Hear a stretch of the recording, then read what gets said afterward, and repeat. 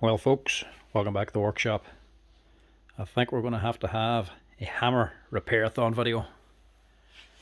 We've got Makitas up here, Makitas down here, loads of Bosch hammers and a big Hikoki. Don't know if we're going to get to this one today, but we're going to have to see if we can get through some of these Makita and Bosch hammers. Right, we'll start off with the old faithful, one of the Bosch GSH 11E hammers. I think there might be 2 or 3 of these out here, but we'll start with this one, and then if we want, we'll do a few more.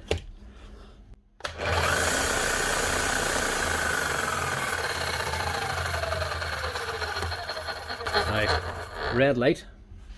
Hopefully it's just a set of brushes, but I'm guessing by the sounds of it we'll probably need to change this bearing as well. I'm starting with this one because this particular crowd left on 2 Bosch hammers and they're in a panic. They need at least one of them back fairly quick, so hopefully this will be a quick one.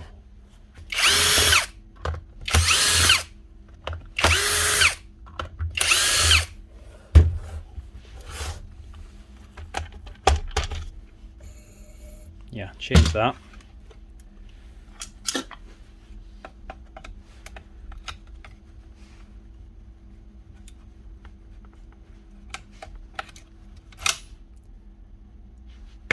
Brush ain't too bad. What's this one like?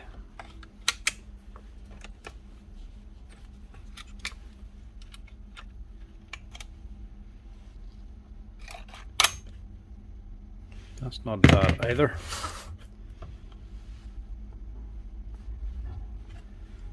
Might just be the spring or the little contact.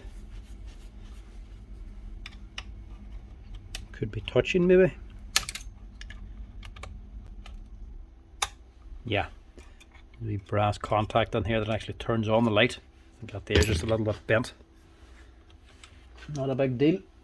It's not actually doing anything to the machine, it only just switches on the red light.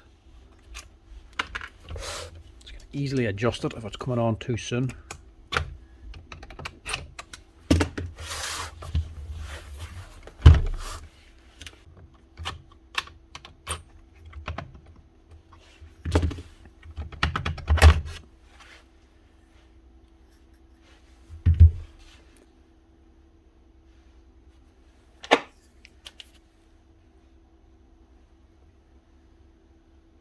Needle bearing's okay, just a bit of dirt around the actual shaft of her, just down at the opening. That's just dust and grease. So we'll change that bearing. Now this thing has done a wee bit of work, a little bit worn on, but not overly. As you can see here, this little brass spring here from this plate, this is actually just connected onto your controller, which switches on your light. That just runs across here and just comes up to the bottom of the spring that's pushing on your brush. So whenever the brushes go down far enough, the spring keeps moving down until it touches this here brass spring, this contact.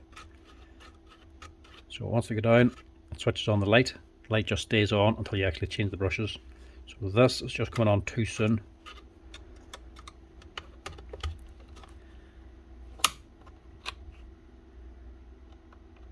So really, that should only be coming on when it's way down here.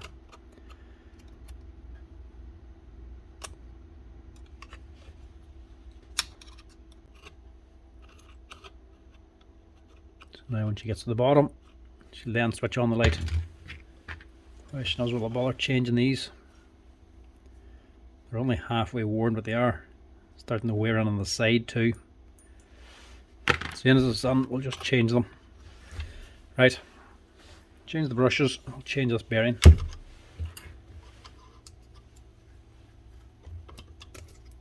Like this wee O-ring. I'll fit this little tool, which is basically a nut, the bottom nut with a hole through it and a bolt put onto it.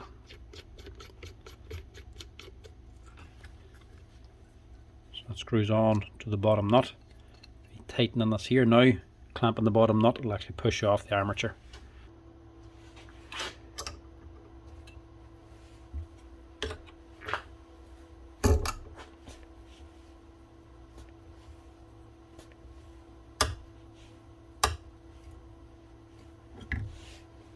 Simple as that.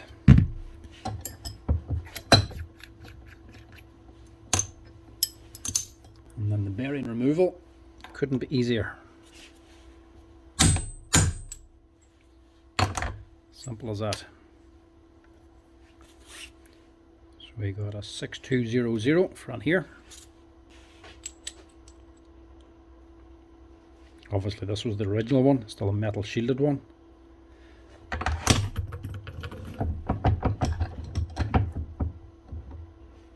You can use the bearing press, or you can just use the vise. Press that on. And just reinstall your little O-ring on top. We can press that back onto the armature. 10mm socket. The bearing press, just to press this on.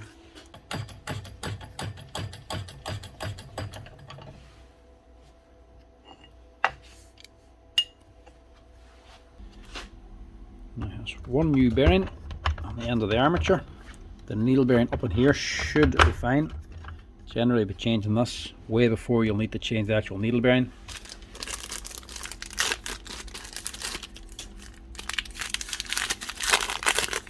And one set of brushes as well.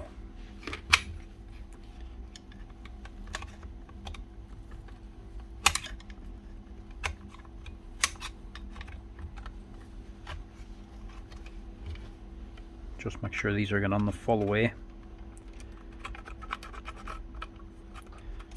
These aren't exactly doing. See a little stone there, look. A piece of grit. These get blocked up very easily. The stone will be there whenever the old brushes are on, but it won't have gone on the whole way. Then whenever the brush comes out, it can move on and it fouls up the new set. So, not a big deal, just make sure it's clear. Give the armature a little wiggle and you'll see the brush moving back and forth. You'll know then it's making contact.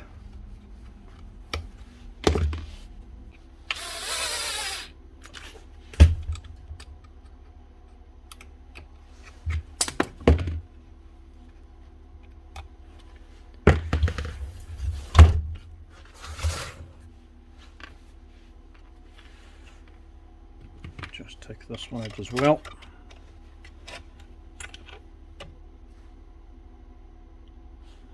That one looks okay.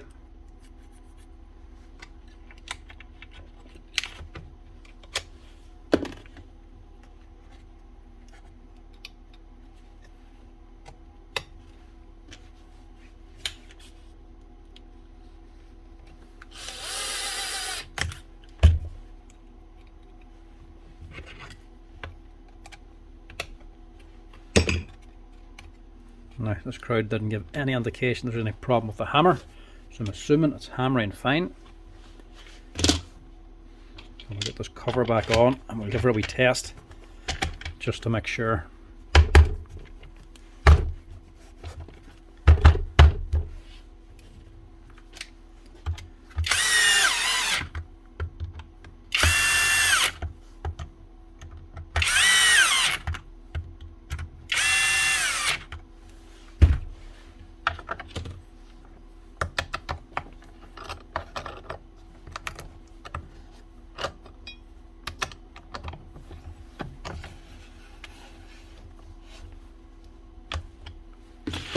Always never run it without that bottom nut, because that's what actually pulls the armature back down and gives the fan clearance.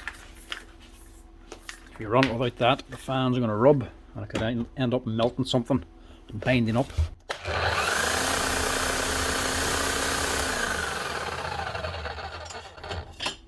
So that's the red light out. Just give it a wee test.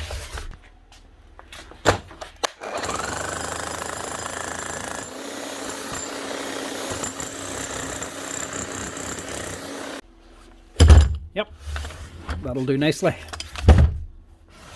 One Bosch GSH 11E, just one bearing and a set of brushes and the little red light contact adjusted, and she's up and running again. Now this one isn't a real repair, this is just more of a long shot. Like I said before, we're no longer fixing or ordering parts for Healthy tools, but you can't get any parts for these things anyway, these are too old. This is the Healthy TE705. Good machine they were, but can't get any parts for them. I'm going to see if I can just do a very simple and quick fix on this. Customer says it is working, it's just not hammering.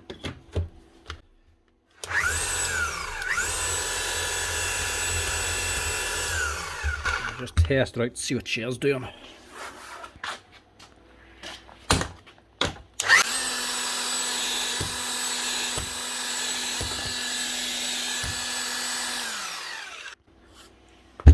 Yeah, so this one is a very long shot. It's not doing anything at all. It's not even getting a slight kick out of it. It's nearly as if this is either jammed solid inside or something inside's jammed solid, or it's actually stripped out. If we peek inside and see, I was going to say it might be a quick and easy fix if it just needs oil or grease. Some of these older Healthies were very, very good and well built inside. They lasted years. One thing that eventually happened was the oil either leaked out or dried up, or the grease did, and it wasn't getting proper compression. The O-rings and everything inside would still be okay. All you'd have to do is just add oil or grease and the thing would start hammering again.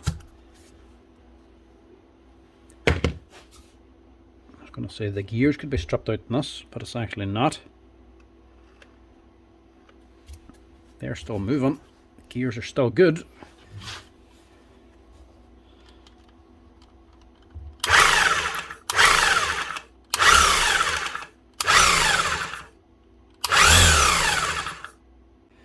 She is getting compression, you can hear it.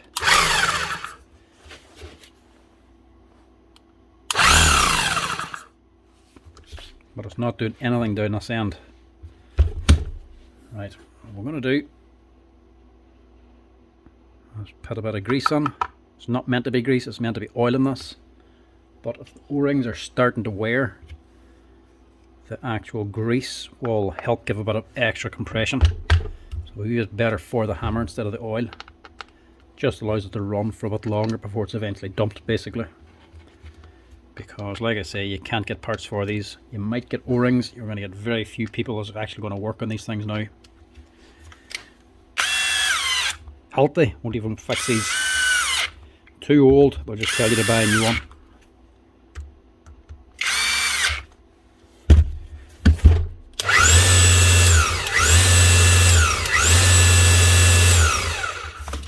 Nah, the problem's up here.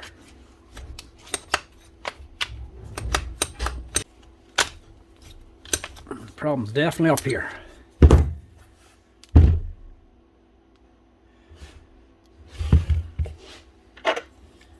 It's very stiff. I would say that is rust in the bottom of the tool holder. So that'll be quick and easy fix you can do. This isn't window cleaner, this is actually WD-40.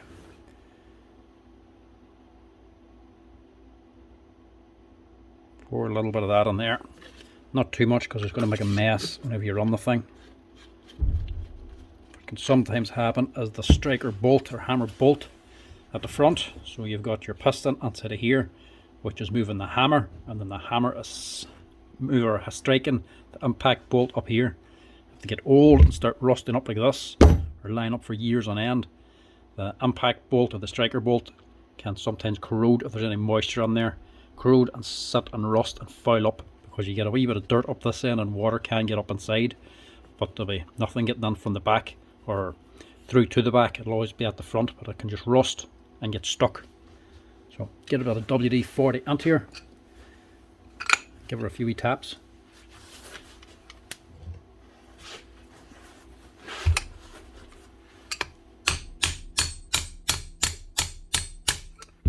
Try to get some of the WD and past the striker.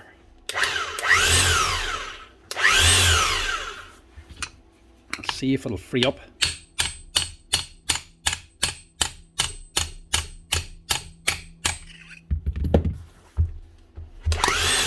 Aha.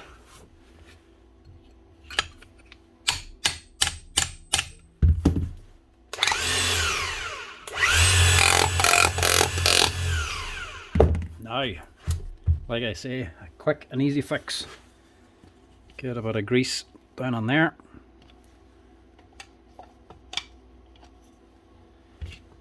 Get your chisel back in. And we'll give this another test. And this time, I'd nearly be confident it should work.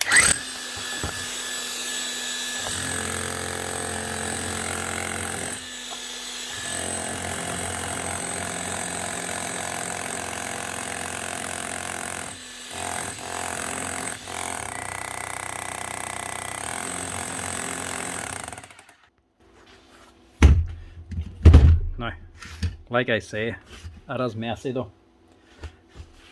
The WD mixes with the grease and oil and grit. It does make a bit of a mess.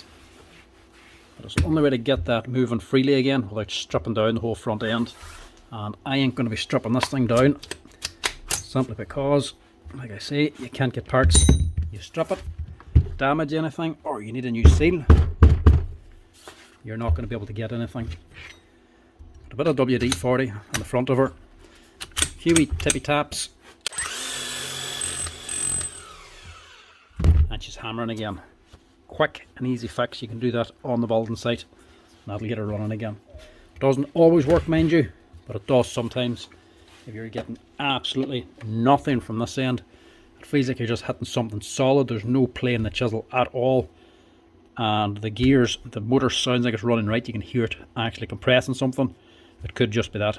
If you start these ones up, especially the Halties, and it's running just totally free, there's no resistance whatsoever, more than likely the gears will be stripped out. But this one, gears in it is absolutely perfect. There's nothing wrong with the motor in this thing at all. And I'd say this thing has actually done very little work. She's a brave age of the machine. The badge and everything's gone on her. There's no markings left on her, but I'd say this thing's from back around the 1990s or so. Very, very good machine, but like I say, you can't get parts for it. But at least with that wee quick and easy fix, it'll actually keep running for this man for a bit longer. That's why you always keep your tool holder oiled up or greased up as well. You don't want that going dry. It'll help stop rust from doing that there, fouling up the actual impact bolt. A wee bit of grease up in here as well. I'll actually keep her hammering good and proper for a few more years. Next up, we may as well go with this other Bosch hammer for the same company as the first one. As well, just see if we can get the two of them up and running. Never know, this one might be a simple fix too.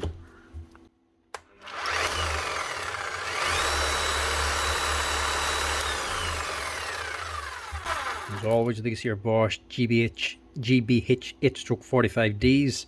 Just be careful of the gear up in here, that eccentric gear. Sometimes they can break, so if you're hearing a clicking noise coming from up here, stop the machine and check that out.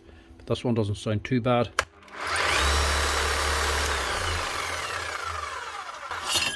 Now the question is, what did I leave it on for?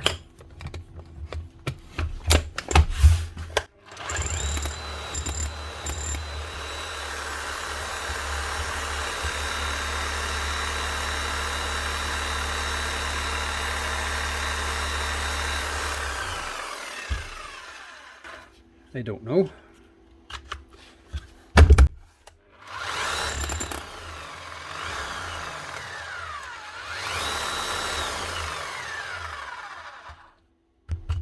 She's running and she's hammering.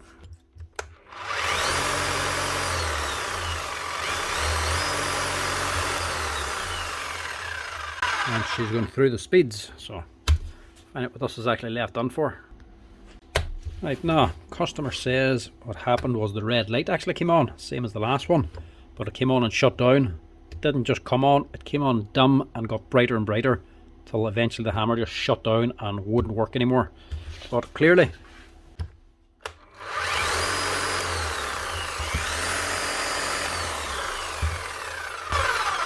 it is working now, so not sure about this one.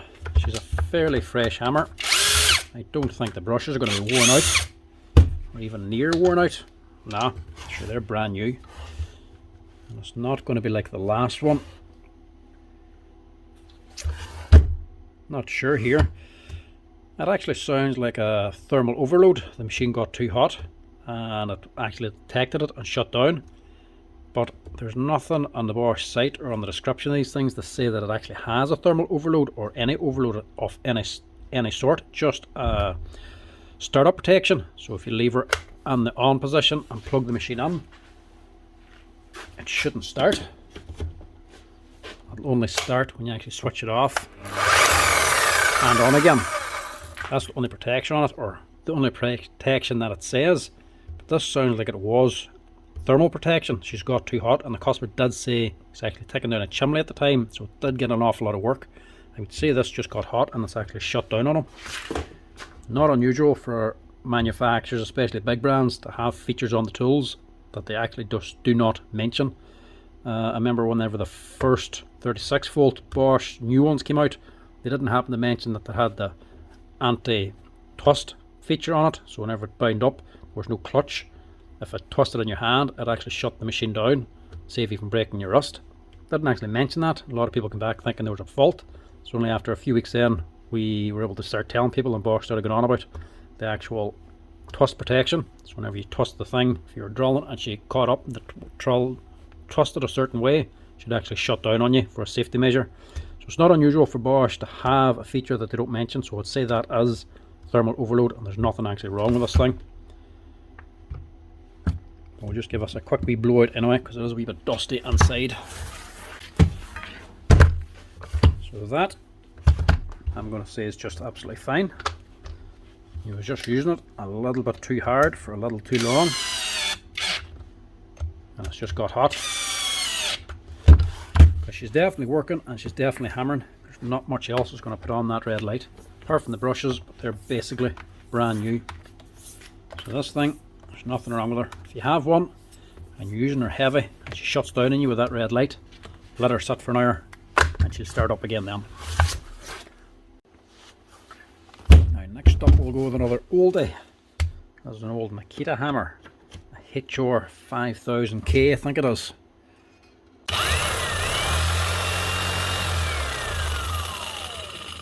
And she runs, and she's obviously hammering because you can feel it. These things will just run away in you sometimes.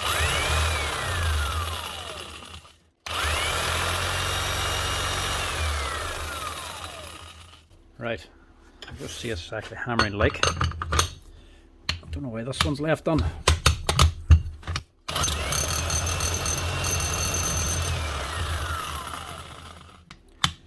Yeah, definitely hammering anyway, but it does sound a little bit dry.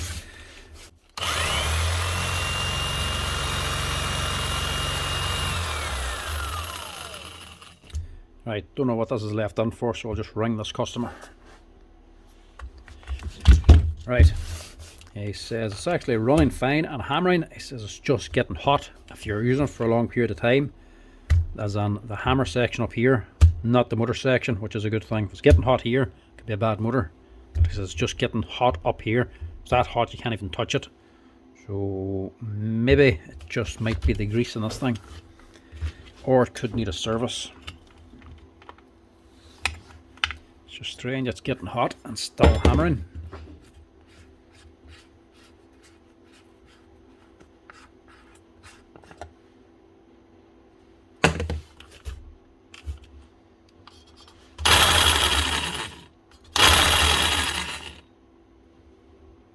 Yeah, not much grease in there. Let's see, that's what it could be. Right. I would like to just stick a bit of new grease into here and just get it running again, but that grease is fairly old and dried up, black. It's basically going to be burnt out. I don't want to leave that old stuff on there because the bearing on top of that crank is an open bearing, there's no seal on it. So the grease can actually get from the chamber down here up here. I don't want to leave it with that bad stuff on there in case it damages the bearing. But at the minute it's still good, so I'll give us a wee clean out. And I suppose we may as well take out the motor as well.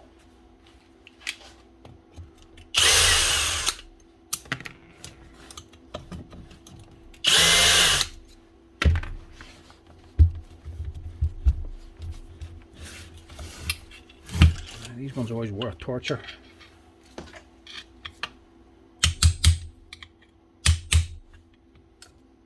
There's just a protective plate on the bottom of it.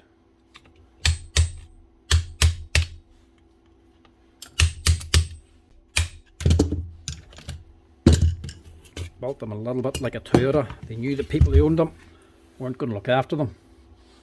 Just has a big plate on here to save any bangs.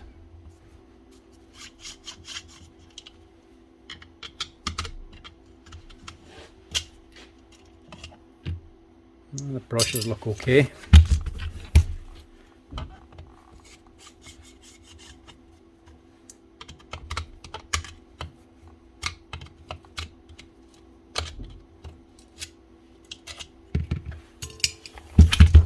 They'll be okay.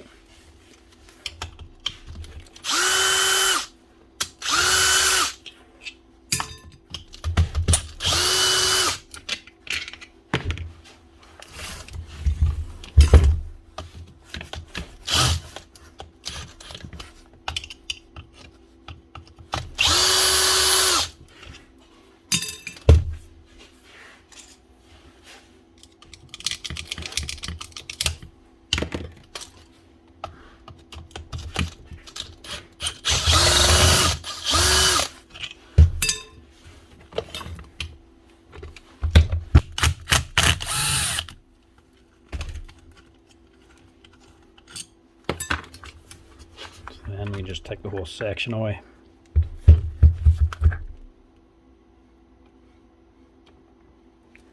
the motor seems okay. And bearings are still good as well. So we'll just wash this out.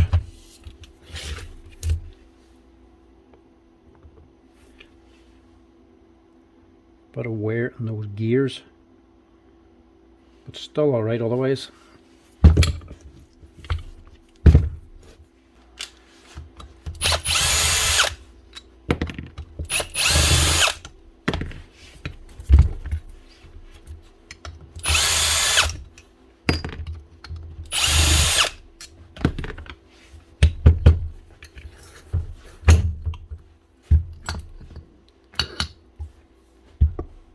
Yeah, that's probably a reason there too, look. Actual hammer's just sliding back and forth. No, sorry, these are the older rings. Maybe one of them's worn out as well.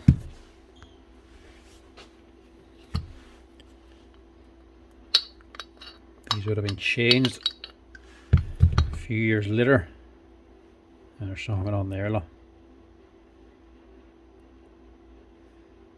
What's that? I've seen these were changed a few years later from these here fluoride rings, these heavier ones, to normal O-rings. So you can actually still get both types. You can still get these and the O-rings, but if you want to put on O-rings, you have to replace the piston and the hammer, which works out a wee bit dear, but I might still have these here in stock.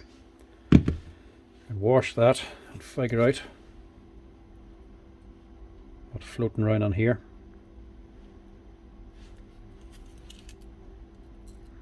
Yeah, well, that's what's generating the heat. There's something broken inside, debris falling around the place.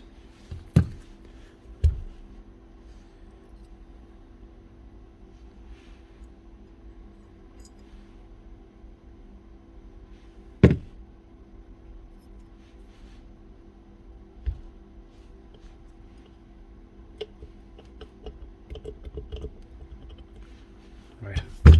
This front section off. This is the difficult bit, getting this part off. And get a couple of wee blocks on your vise. Put your tool holder on top. Clamp it on the square section and have the top of the tool holder sitting on the blocks. Now you might have to get a lot of heat on this here as well to get it to shift. Get your chisel in. Then you can put a spanner onto your chisel, a big spanner now, and then use the spanner to actually unthread this here tool holder at the front.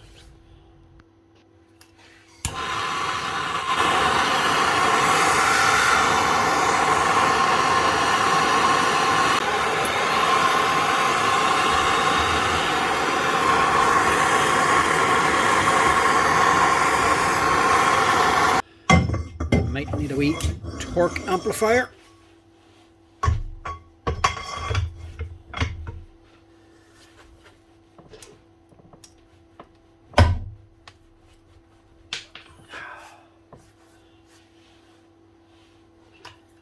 Still doesn't want to budge.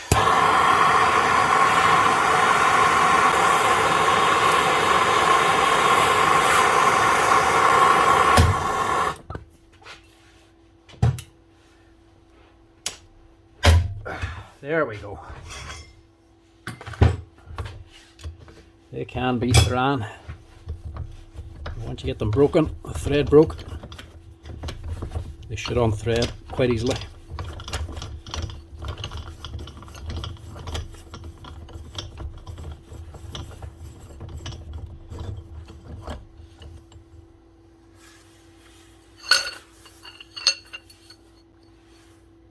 Something's not right on here anyway.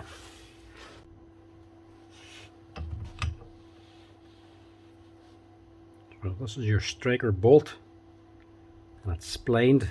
There's a hex drive on it.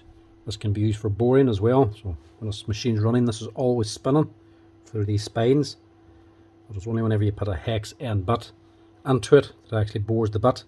The normal chisels are just a round end.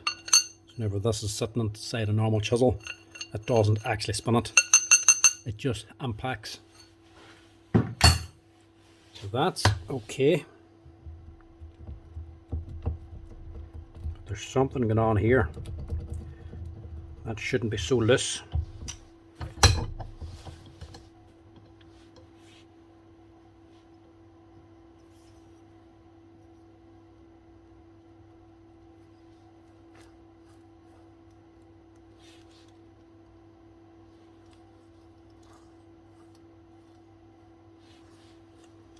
Right, we'll wash it out first and see what the crack is.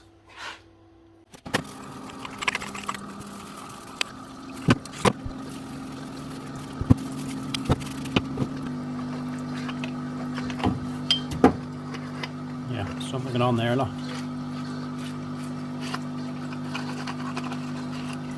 Doesn't want to turn.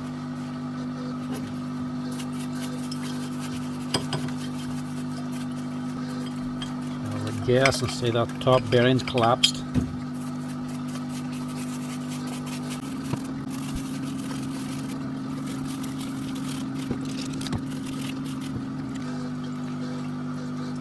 Yeah.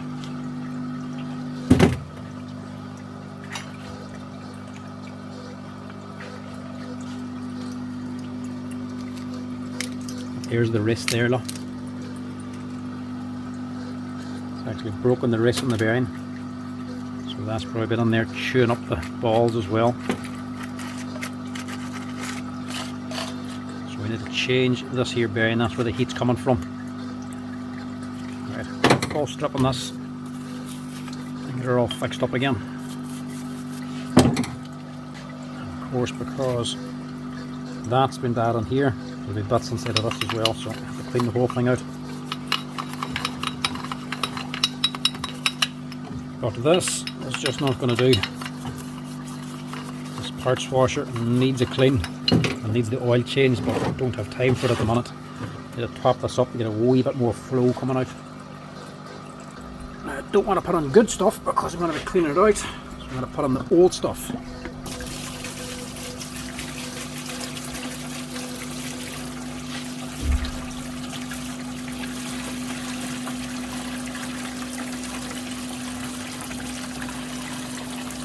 She smells very bad.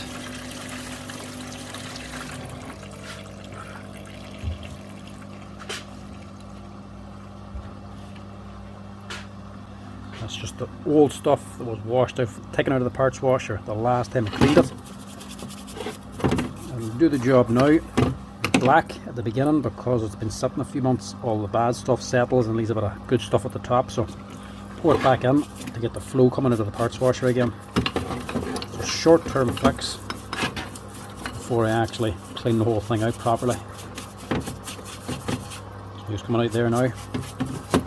You're amazed how much of this kerosene actually evaporates away. But you don't want to top it up with good stuff because eventually you're going to be throwing all the good stuff away if you put that onto it. Keep the good, put a bit of old bad stuff on. Perfect for the likes of this here. It's only an old hammer anyway. With a lot of burnt up grease. And hopefully them bits doesn't get into any of the needle bearings or other bearings on this machine and destroy them.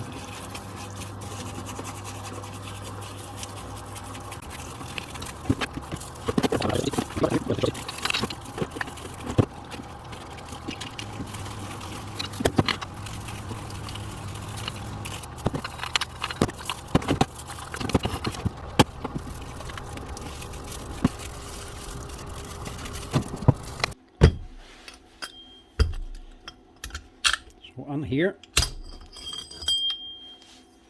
we should have the main problems. Still a little bit more of a rest in there, look. So there's where all the heat's coming from, look.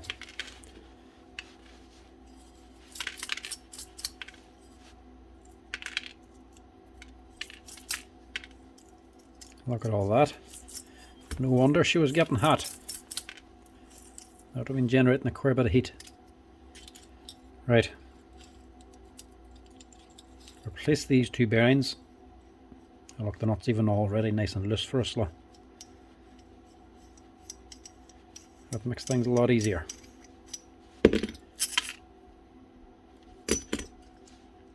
Both races, look, are oil seals. Right. We need two of these, clean the bench again, and wash these things out again. Now you can order these bearings from Makita, or you can just get normal FAG ones, but they're not cheap. It's a 61907 bearing, and if you go for a double rubber seal, which I wouldn't recommend for this application, they're costing about €30. So they're not a cheap bearing. So the one I would rather use is these ones. Open race, no seal on them.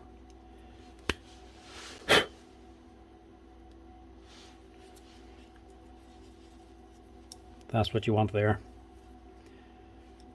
So these are the exact same bearing.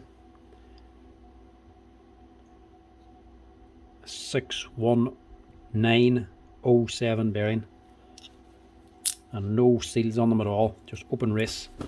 Far better for this application, because these should be sealed from the front of the hammer anyway, so nothing should be able to get into them, and the grease from the hammer should be able to get on through the bearings as well, keep them lubricated. Now you don't have to order these from a bearing manufacturer, you can just order them from Makita. They do supply them as well. Just go by the breakdown and go by the number of them.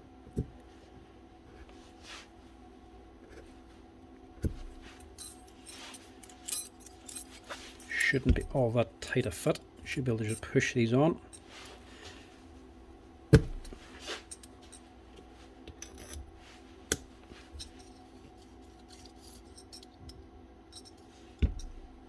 This nut shouldn't have been as loose as what it was. It's probably from all the heat. So put a bit of Loctite onto that. And lock that on good and tight.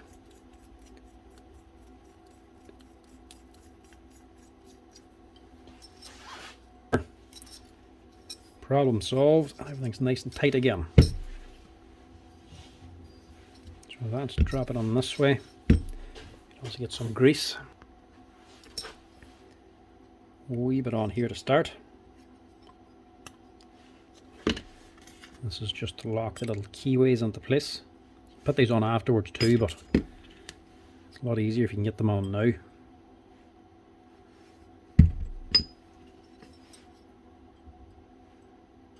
Drop that in there. Also just get some grease in here. This can go over like so.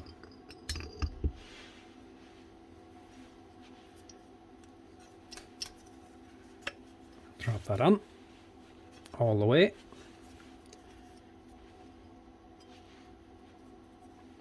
And just to keep these needle bearings in place, we'll also put on this gear.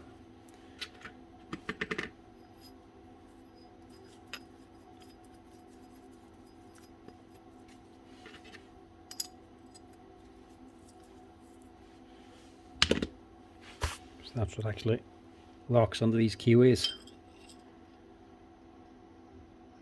Give it a little twist.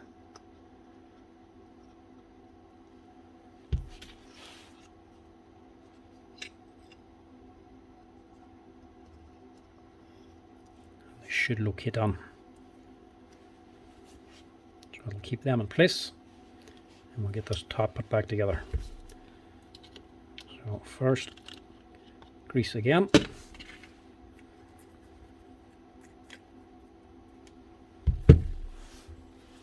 Also some onto the tool holder.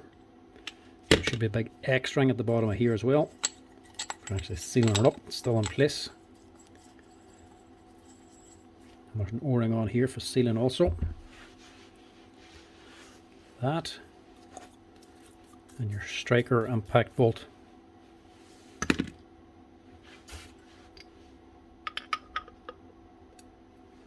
Drop those in. And we can re-thread this on again with a little bit of Loctite to make sure she stays put.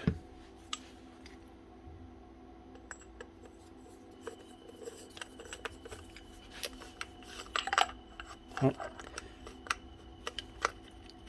Just reverse thread.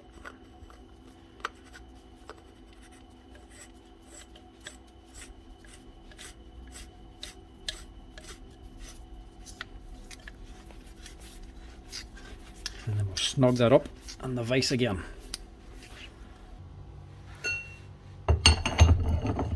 Chisel in again.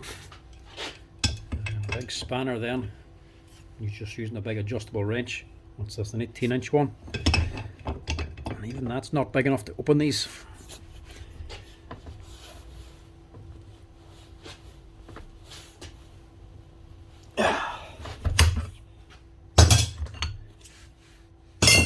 You also need a wee extension bar to really put enough torque on to get them off, but it's big enough to get it on. Now we should be good to rebuild. Get a bit of grease on here before we put the hammer back in.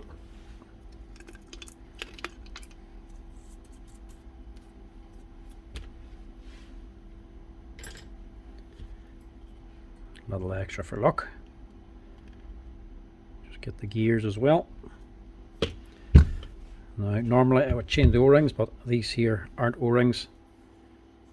It's actually a fluoride ring, a little bit more expensive, but they're not worn out. They look small, but they're actually full size. So these do run a little bit slacker in the machine. So don't worry about the actual gap, the way it slides back and forth. You'll need to worry about that when they're actual O-rings. Get a bit of heavy grease on there first. If they're broken, damaged or scored, replace them. These ones here are fine.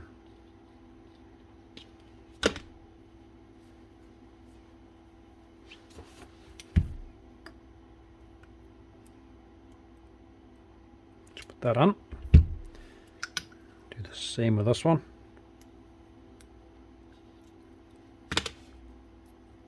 It's just got pulled out when I was cleaning it.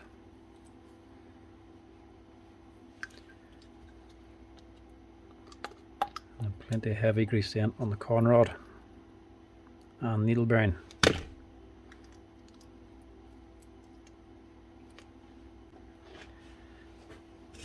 Just stick that on there for now. Just to keep it together, because that pin is slack. If you have it tipped over, it can fall out, so keep it on there to keep it together.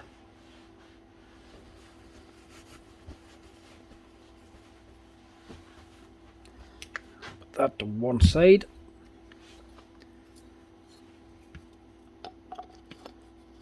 Heavy grease on that needle bearing for the crank. And then more on for the gear. this little boy just fell out of here. It presses in there, just secures the bearings, all it is. There's a washer on the bottom of this as well, it's still in place, and the needle bearing's still good. So top up the needle, and get a bit down on here too, for the needle bearing for the crank, or for the clutch.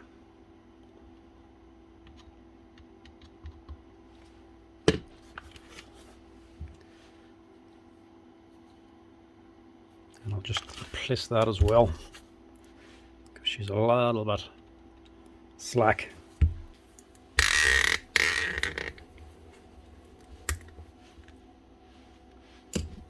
Now be careful you don't take apart the whole clutch.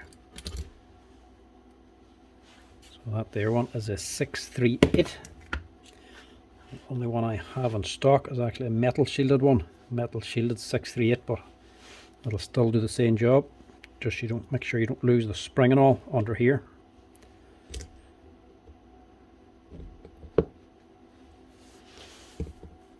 Now press that on. She's all ready to go.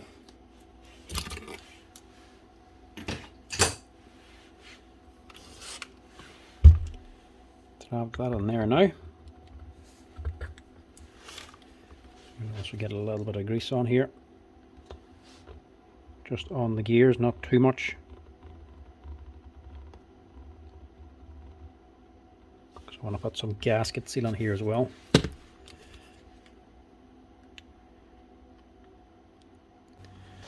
these are always quite tricky to get sealed up. So as well as using the O-ring to seal this, always put a bit of quick gasket seal on as well. Just guarantees no oil leaks.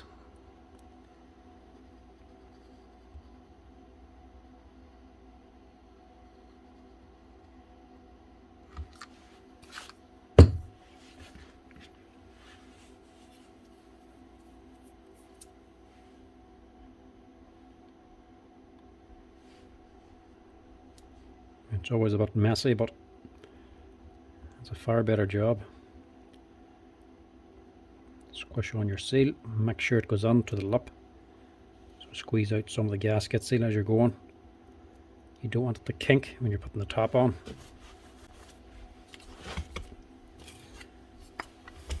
And when you have all that done,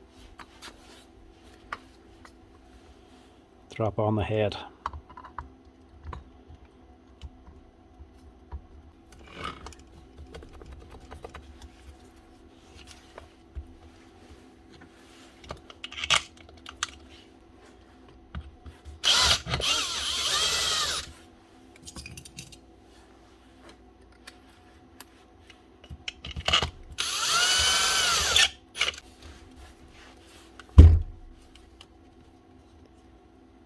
A little bit more gear grease on the crank,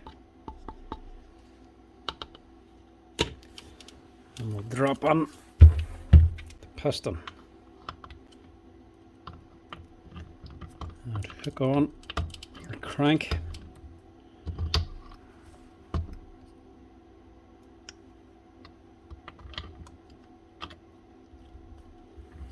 And push on the rest of the hammer pipe.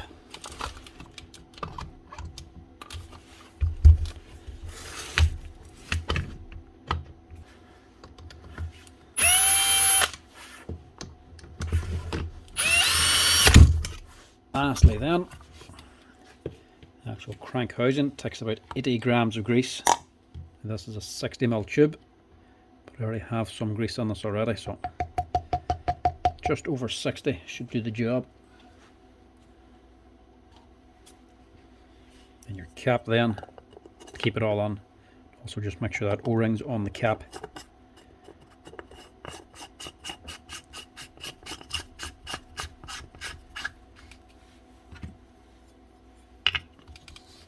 And that is just about us.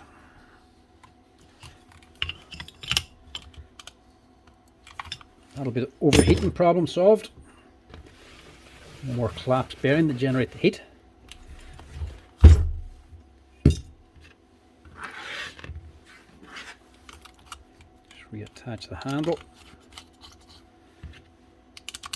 This is the wrong screw, but it'll do the job.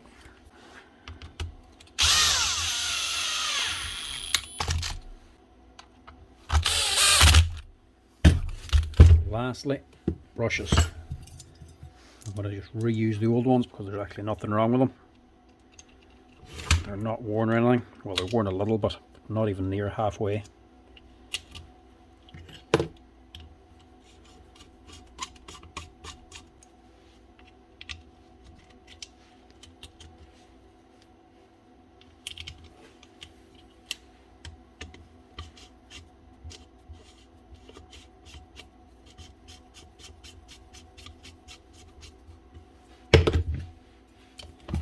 That on there. Line up your base.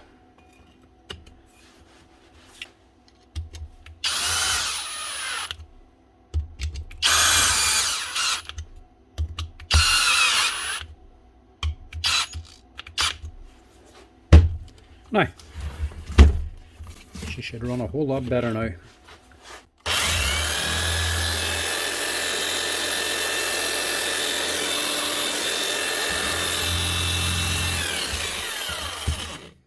Not as smooth now because everything's a little bit tighter now. She does sound a little bit geary, but can't really do much about that. There is a bit of wear on the actual crank gear, but it wouldn't really be worth replacing that. She is a very old machine, like. What is she? You'll see this is from around the 90s or 2000s. She will eventually start to break in a little bit anyway, and she will quieten down over a little bit of time. But she just had to be a little bit loud for now. But at least when he's running it, it'll not be overheating from these two bearings being bad. I'll give a retest here now. Make sure she is actually hammering right.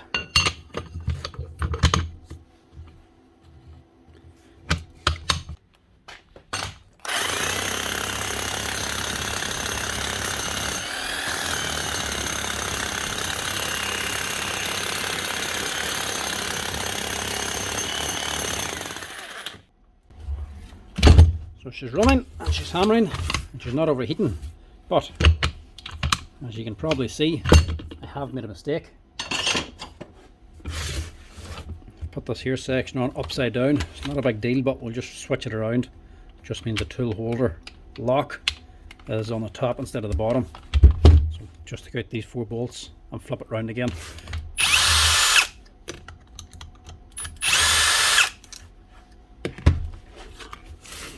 Nice simple fix. Just flip it.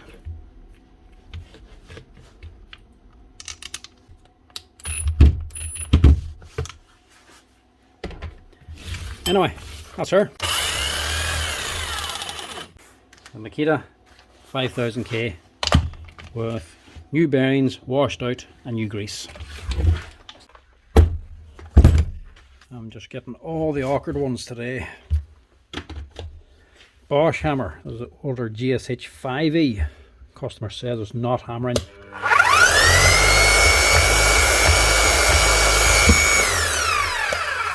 And it's not. Looks like there's something going on up here at the front. Don't know what all that's about. Right, see if we can get away with a mini service on this, or it'll have to be a whole service kit.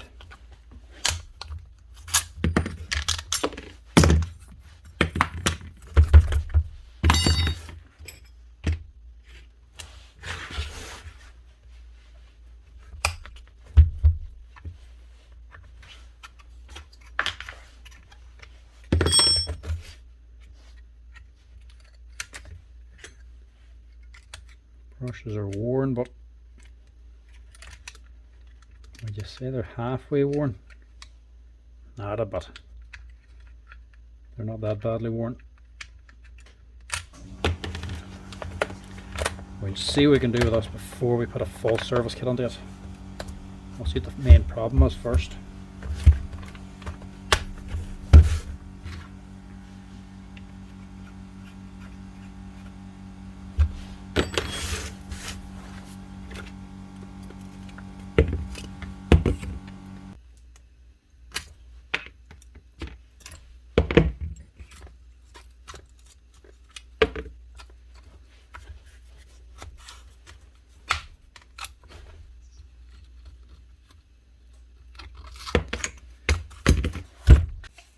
Either way, this is going to be another messy one.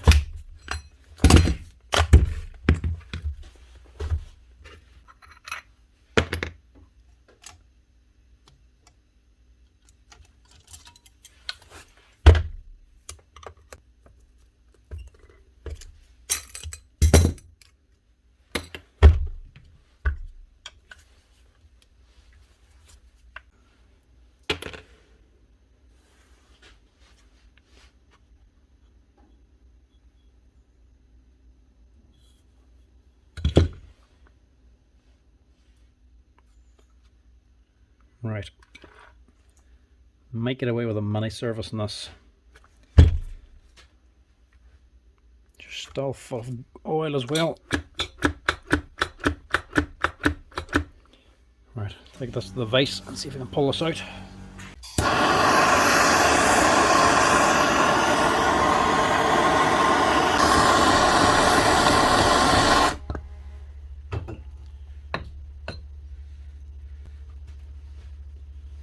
Imagine this will just need a money service.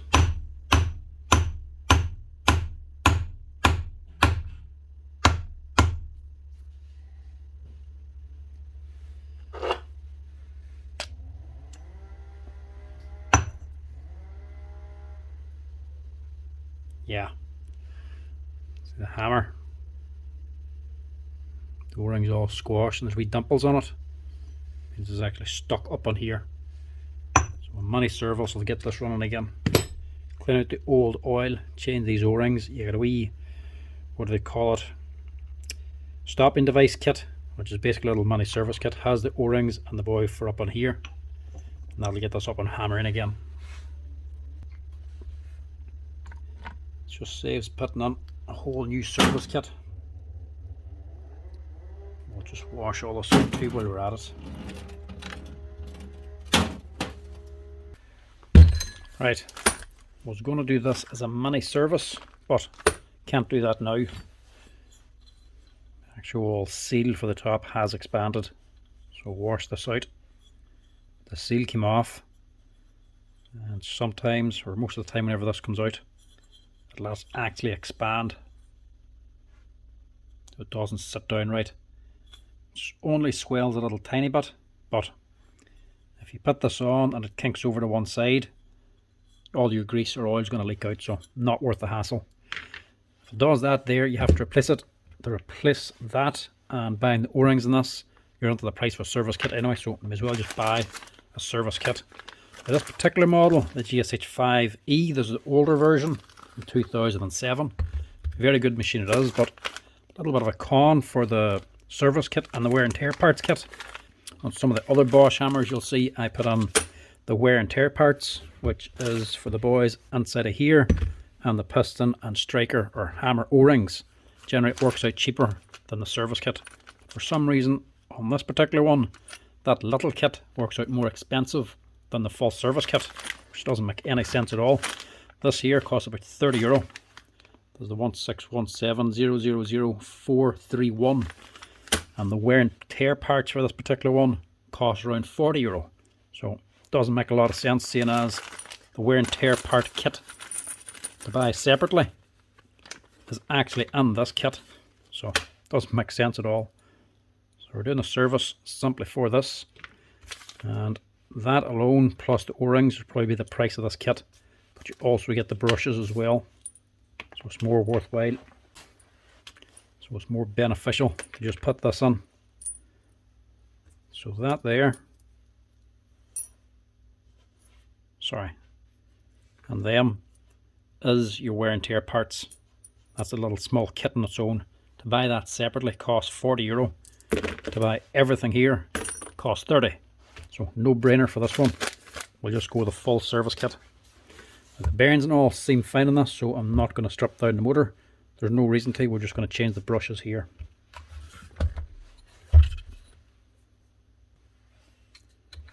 First part, just big O-ring. Get that out. You never need to change this. It's only when you're changing it on a service kit do you ever bother. There's no need otherwise. And then everything else we just stick on for now. And apart from that, because we need that to put on the clip.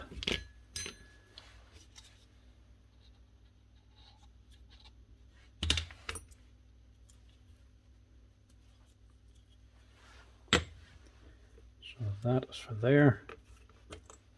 And the service part of the wear and tear parts. And this is the clip for holding on your tool holder. And this big open one is for inside of here. So the next thing we need to do is change the ones or the O-rings inside of this. So we have to strip this down a little bit more. To do that, get a pokey, shove it onto the lower holes. You'll see a wee C-clip in there.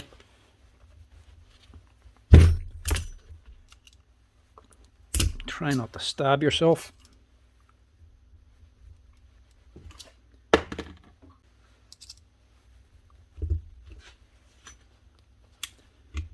Get something in, give it a wee twist, prise it up.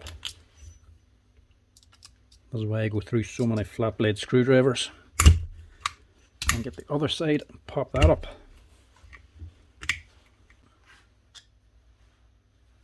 And a flat blade screwdriver, little notch cut out, something to actually hook it down just.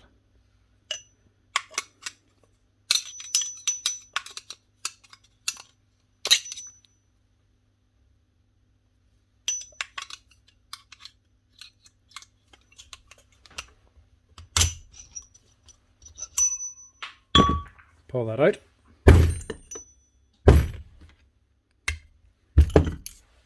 Knock out the rest. We just give the inside of this a good clean then. We just clean this boy. So get rid of them bits. You don't need them. As you can see, this is due to be changed anyway because that O-ring here is flatly.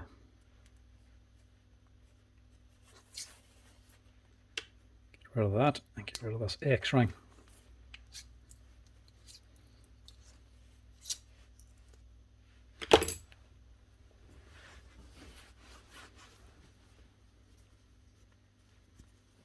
Clean up the inside.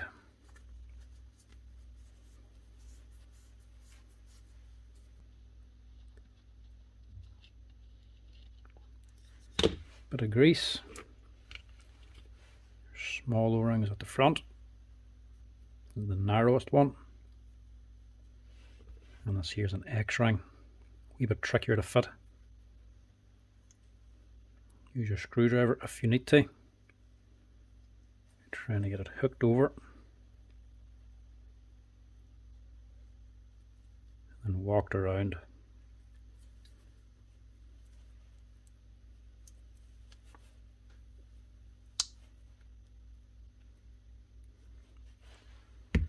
That's that. Bit of grease inside. Get it all the way to the bottom.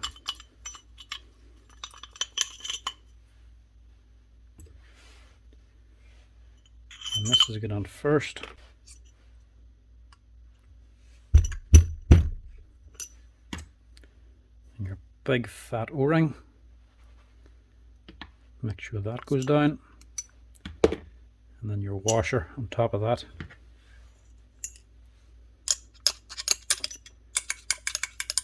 Make sure they're roughly in position. And take your big C-clip. This is what holds this all down. This has to be installed right. So your two holes on the lower side, make sure the open side is in between them. So try to put the open side to one of these here top holes, simply to make it easier to take out the next time. Squeeze that on, push it down, and get it onto its side and roughly in position.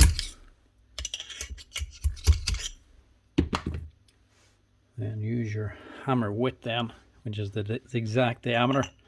You're going to beat this down and use the hammer width to put the clip into position, because otherwise it's very difficult to fit.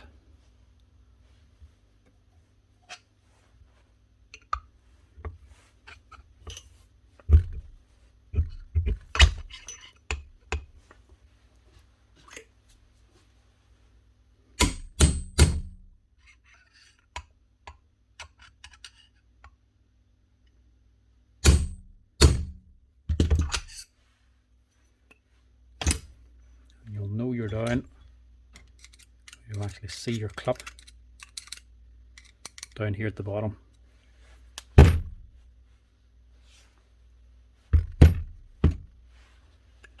your hammer out again. Now your little clip on both sides, so you know that's in correctly. Go ahead and stick on this O-ring for your hammer.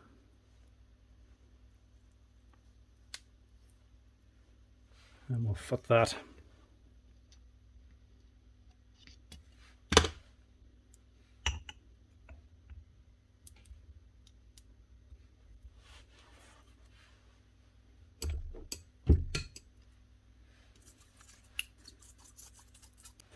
Now this is just a service kit I'm fitting.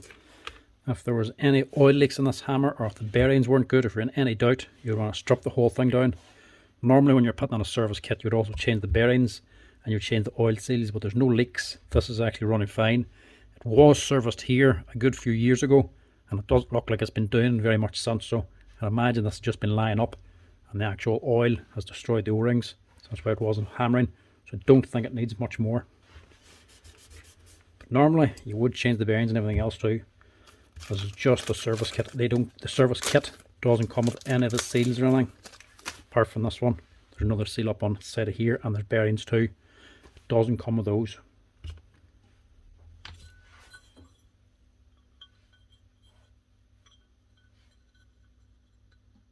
It's not very often you'll be fitting them just on their own. So that's the way your oil seal should be sitting. Down nice and flat and not kinked up at the corners here. It should sit down nicely on its own. And then your wee top then is where your piston, the con rod. This was actually holding the con rod down. Make sure it doesn't move. Make sure that's in place too. They can sometimes wear out and just drop out. If they get very loose, just replace it. It's only a few euro for that. And next up, the seal. These here GS hitch hammers are very simple. There's not much to them, especially these older ones. So this is your lip seal and felt sleeve that goes on the front. Is keeping the dirt out and the oil in. They're not on the kit. You have to buy them separately. They're going on here.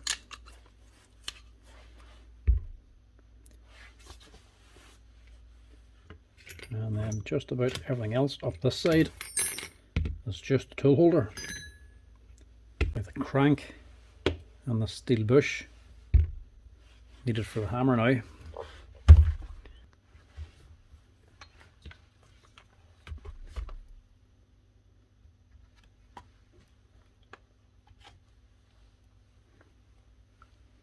bush for your crank is in first, and the crank itself.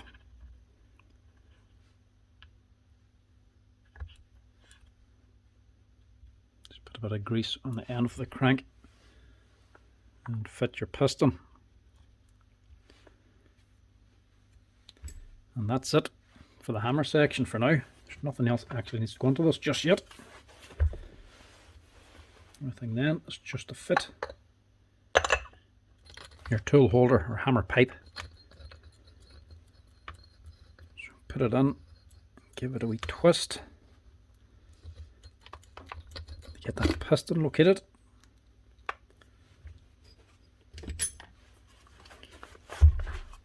And then press it on.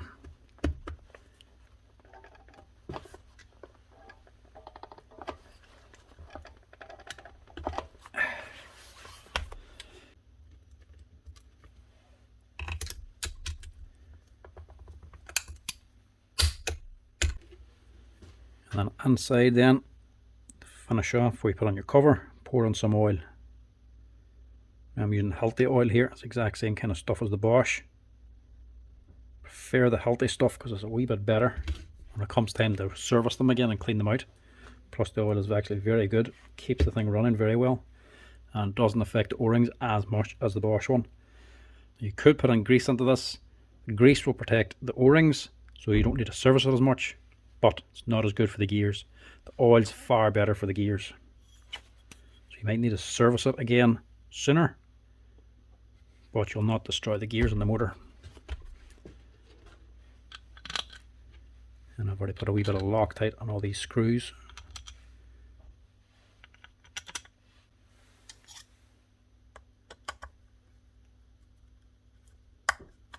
And then same as always, go into the same thread by turning them backwards till they click.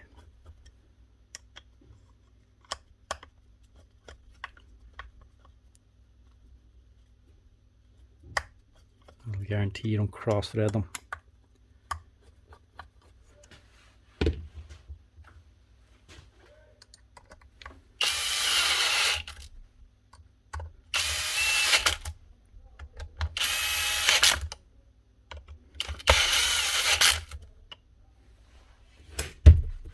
May as well do it now, since I'm in the service kit.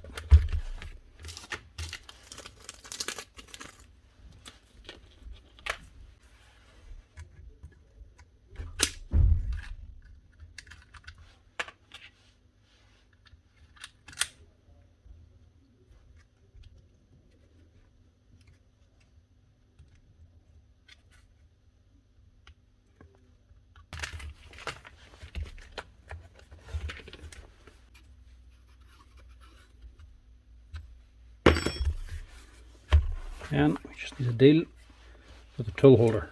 So new holders, so we don't need them. To rebuild them, start with this here star ring. Should be a big C-clip. Drop that on. Plastic sleeve. You have your spring, your tool retainer holder, or indexing disc it's called. For that, we'll just get a bit of grease in there.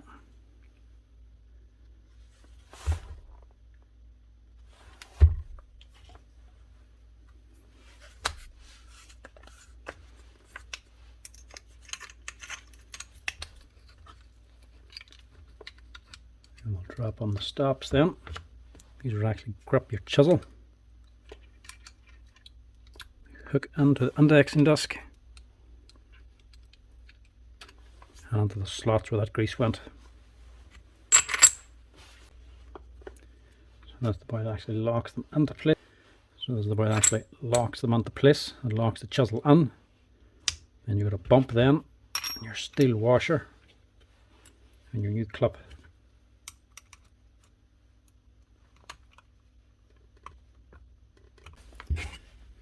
And we have the sleeve and your new cap.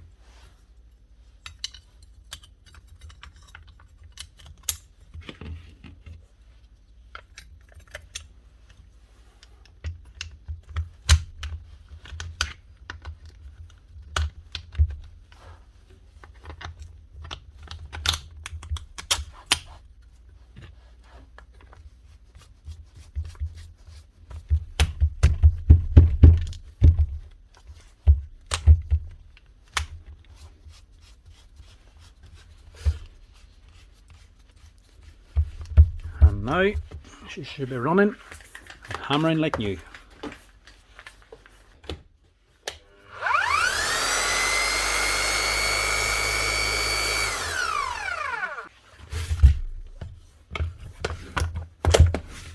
And now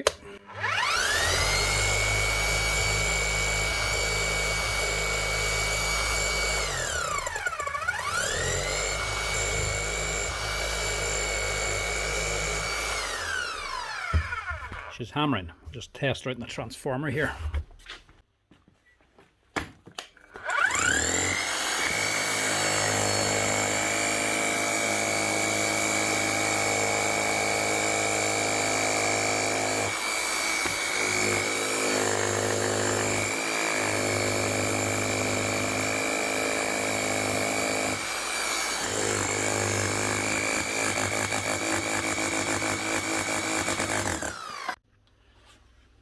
That's it. Took a wee second to kick in there. But that's her away. Running and hammering like she should. That's her, all ready for work. Next up we have another GSH11E. This one, it's not working.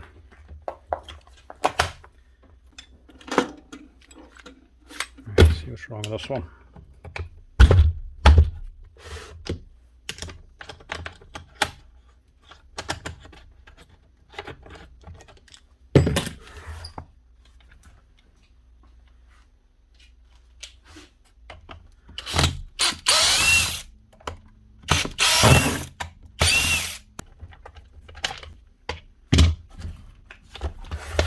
Brushes by the looks of it. Nice simple one. And again, bearing. Yeah, just pop the brush, stop the machine. So all we need is a set of these, but we'll also just pull out the armature to change that bearing.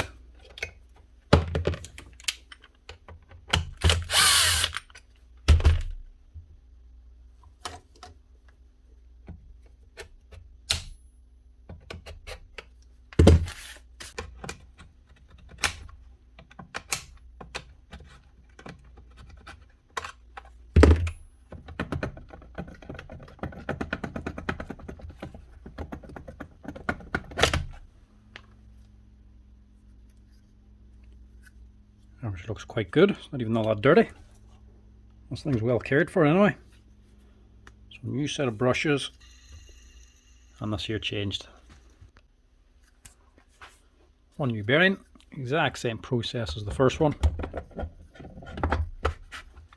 Drop her on. And we'll also just check these holders just in case these brushes don't go on.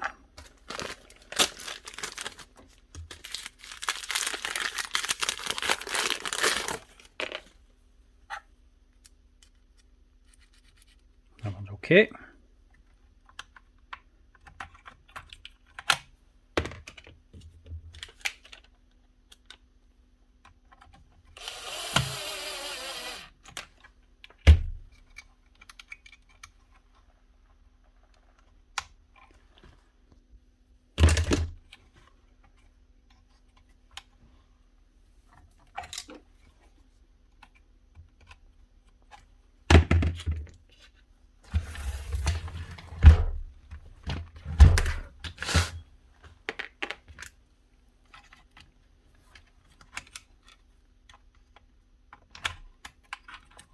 Also just check this one.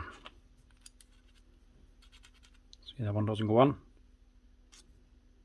Oh, a little stone. A piece of grit. Too small to class that as a stone. Grain of sand basically big enough to block that.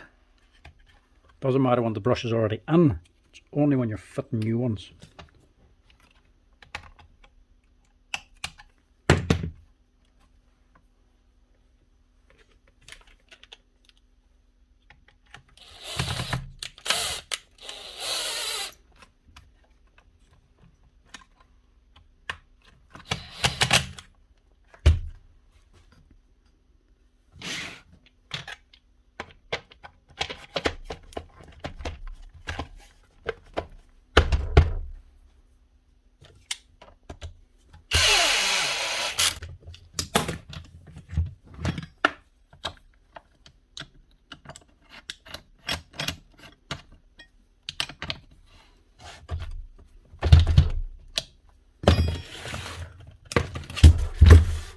And that should be a nice simple fix.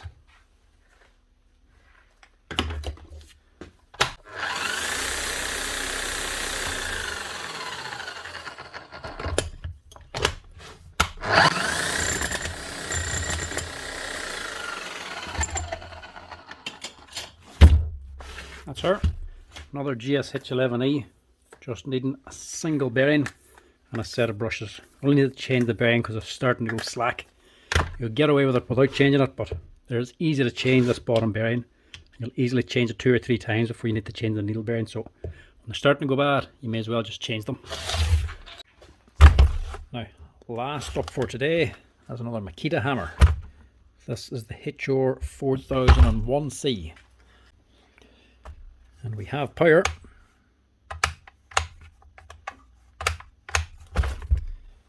But she's not doing anything.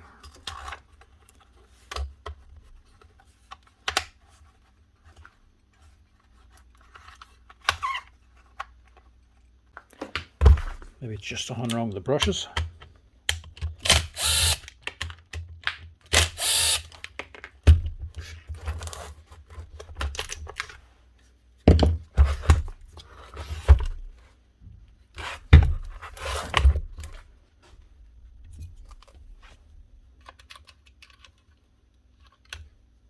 They're worn, but they're not worn out.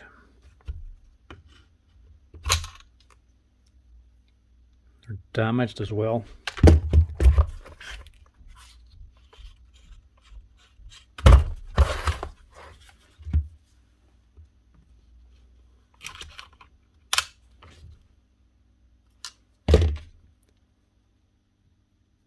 Something going on with them.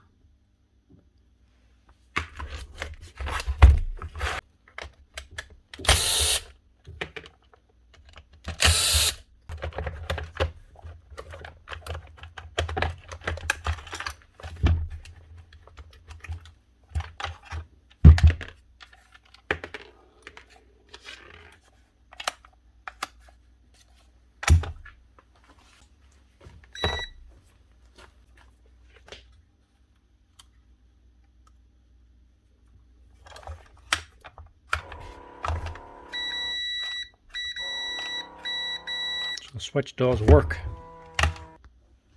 So there's power coming from the lead and the switch is working. So unless there's something going on with the brush holder. So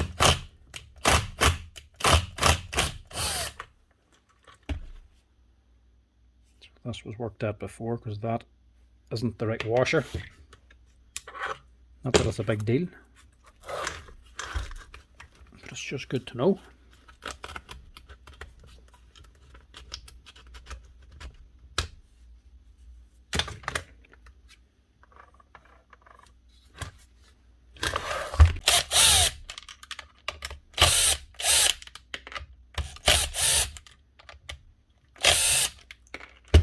Four screws hold that on, but before you can take that out, you need to remove the controller.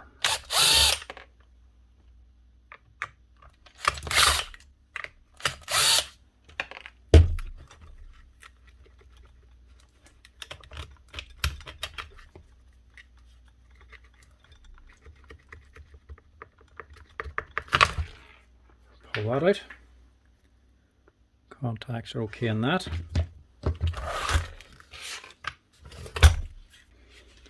Now we can gently get underneath and lift up the brush holder. This will be just staked on with spades underneath, attaching into the field.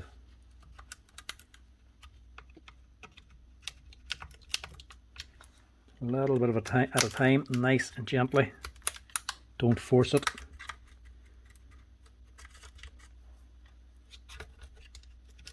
And it should lift up.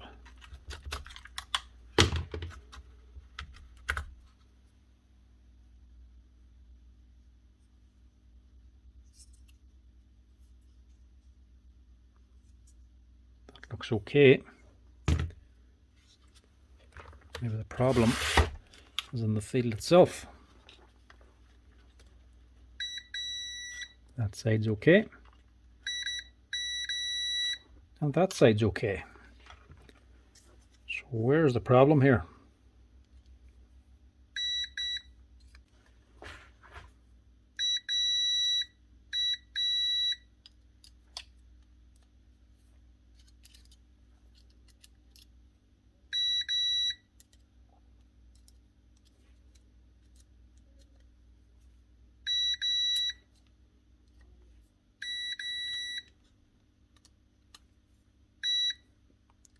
Everything is working.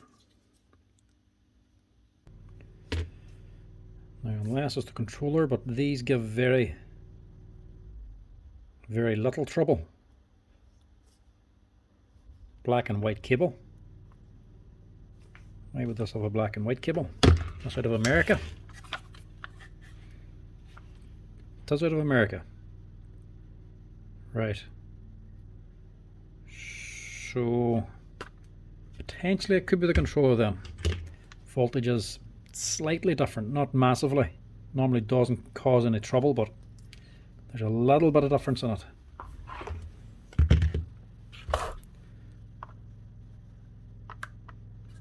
Only other thing it's really going to be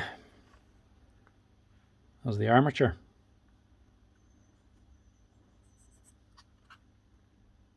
What's that? Normally when you get a bad armature, it's going to make a lot of bad noises, but if there's a dead segment on it and the brushes are on the dead segment, it will just stop dead. It won't actually run unless you rotate it into a good segment again. So it could be a motor, or the other thing it could be is jammed brushes.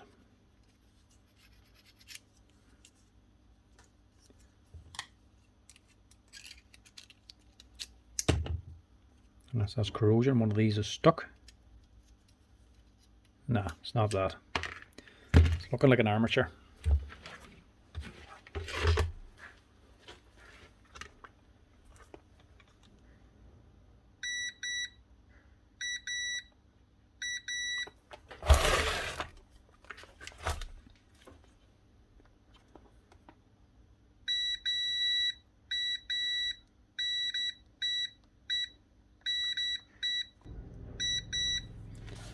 Now we're getting continuity in them all. So it's not a dead segment. There's no reason why that shouldn't be running. So what I'm going to do is give us a quick wee blowout and we'll put it back together and test again.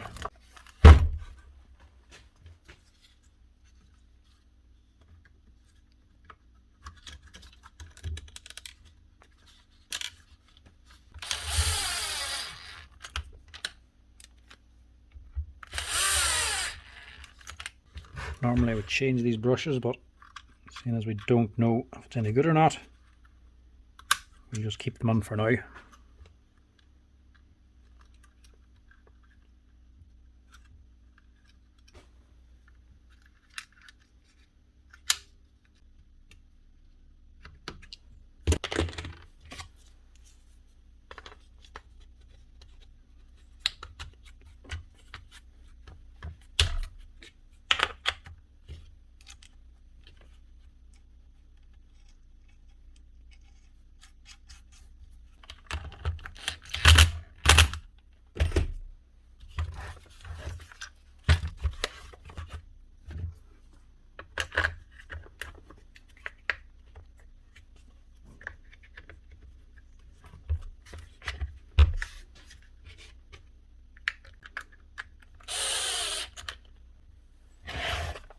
This time,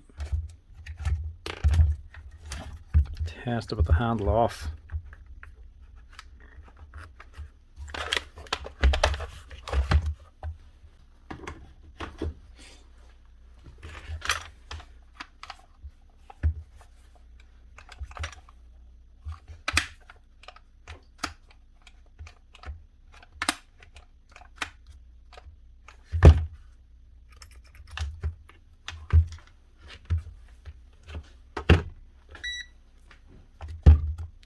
Switch on.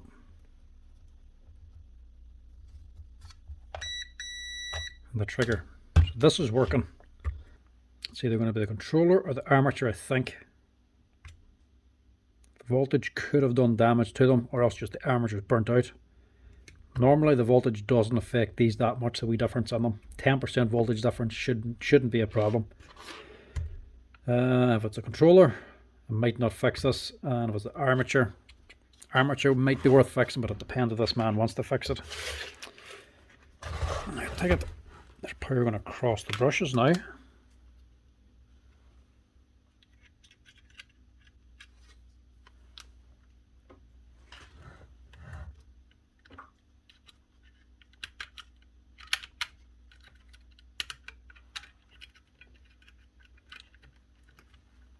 No, there's not. Normally, I'm getting a reading there actually.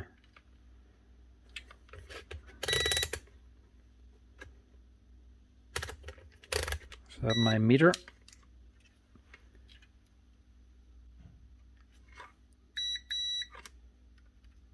I should be getting continuity across there, but I am getting resistance across there.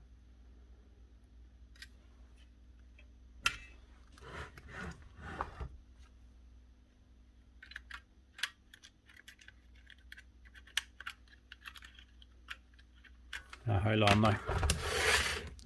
Hold on, hold on. What's going on here?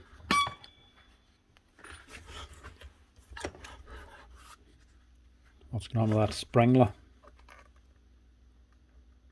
It's all twisted and kinked to one side. That's the brush that's actually broken.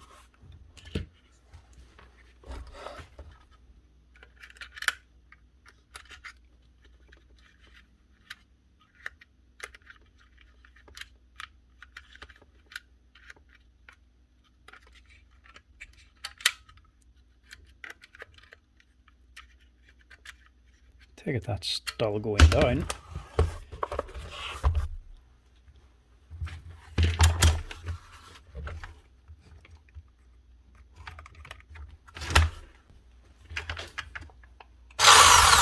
Aha.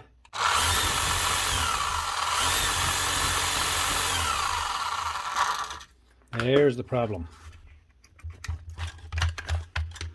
We were nearly right.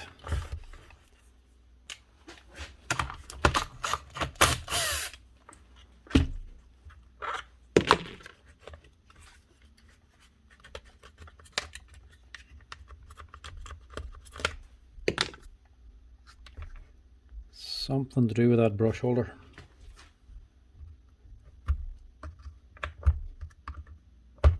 Or maybe it's the brush itself.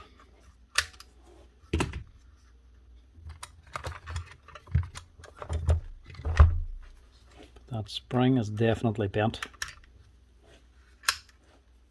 Right, the spring goes down.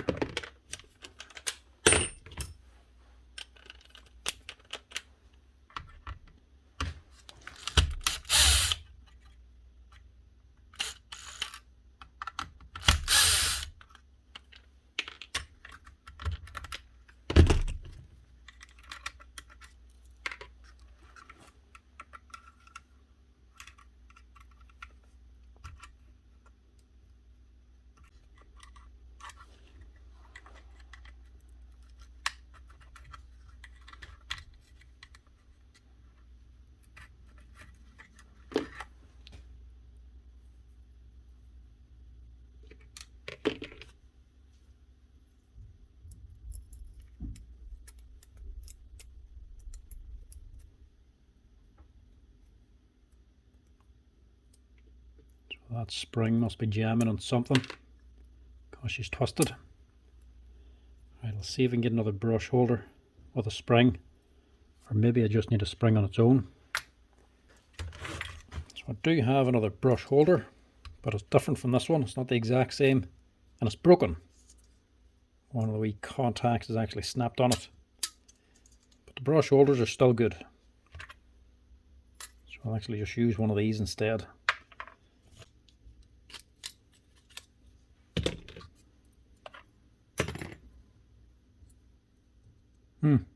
That one's not much better.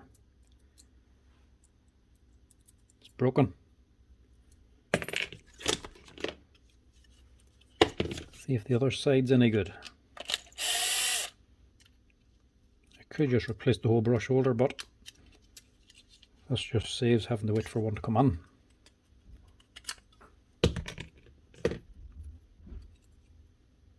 That's better. Go with that.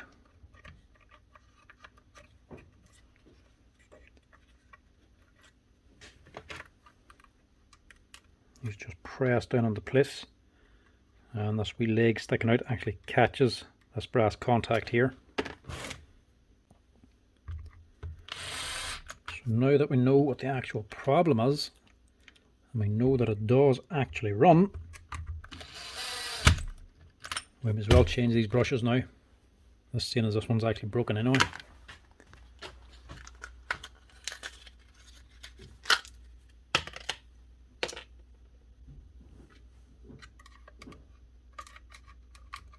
So when you see the new ones, you realise how worn the old ones were.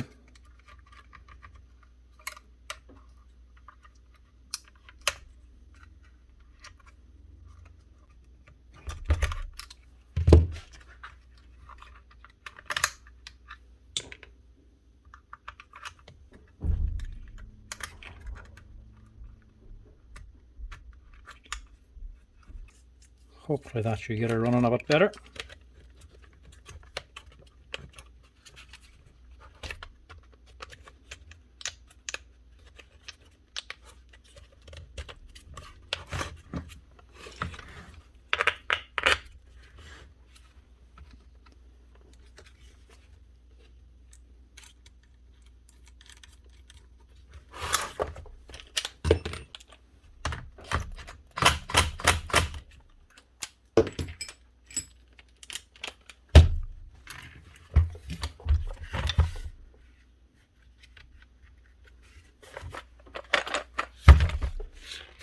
Right, give that another test now. Hopefully she runs right.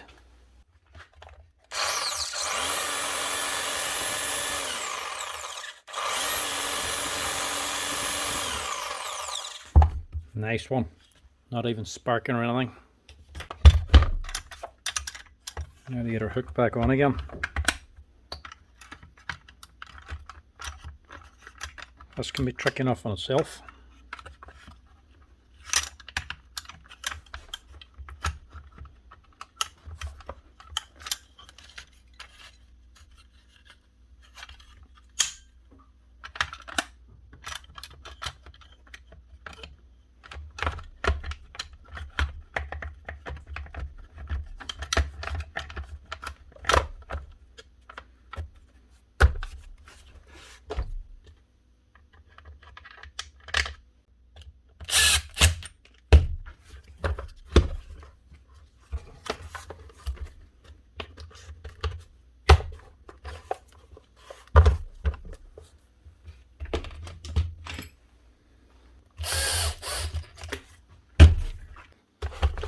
Now, as amazing as that is, all it actually needed to get that up and running again was one part of an already broken part, plus a set of brushes. And she's up and running again.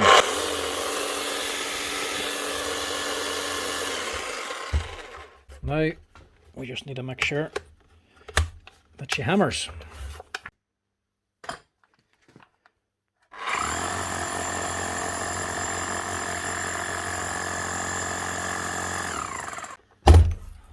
And that's her up and running again and ready for work.